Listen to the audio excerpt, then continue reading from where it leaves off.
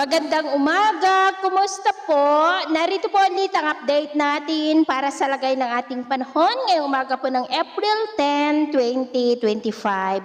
Sa ngayon po ay nananatili na walang anumang banta ng sama ng panahon sa loob at labas ng ating area of responsibility. Easterlies pa rin ang dominanteng hangin na umiihip po dito sa ating bansa. Ito po ay mainit na hangin na mula sa Pacific Ocean na dahilan rin ng pagkakabuo ng mga localized thunderstorm na siyang dahilan ng mga isolated rains, lalo na po yan sa dakong hapon, gabi at madaling araw. At sa ating long-range forecast, consistent pa rin naman po na walang bagyo na namamataan na tatawid po sa ating kalupaan for the next 2 weeks. At sa lagay ng ating panahon, ngayong madaling araw po ay maayos ang panahon sa malaking bahagi ng ating bansa. Mababa po ang tsansa ng mga pag-uulan.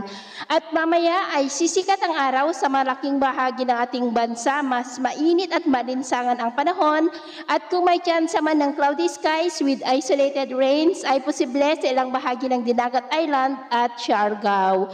At mamayang hapon, maayos pa rin ang panahon sa malaking bahagi ng ating bansa maliban sa tsansa ng cloudy skies with isolated rain sa ilang bahagi ng Bohol, Leyte, Samar Provinces, Northern Mindanao, Caraga, Sarangani, Zamboanga Peninsula at ilang bahagi ng La Union. Kaya kung lalabas tayo sa ating mga tahanan, ugaliin lamang po natin lagi ang magdala ng kahit anong panangga natin sa init ng araw at proteksyon na rin po sa mga biglaang buhos ng ulan.